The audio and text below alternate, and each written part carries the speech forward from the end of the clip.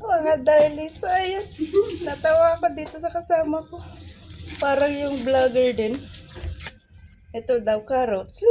Ayan. Yung Zara carrots. Ang layo ng kulay. Zara at carrots. Natawa tuloy ako. Zara.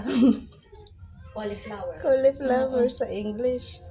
Kaya lang sabi ni ate, siguro may napanood din yung nag-vlog na ano. Ito daw carrots. Tikman mo. Mangga, kakao.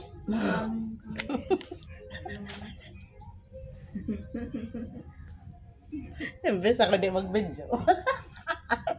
Napabidyo tuloy ako para may pang-upload. Ngayon ako ato.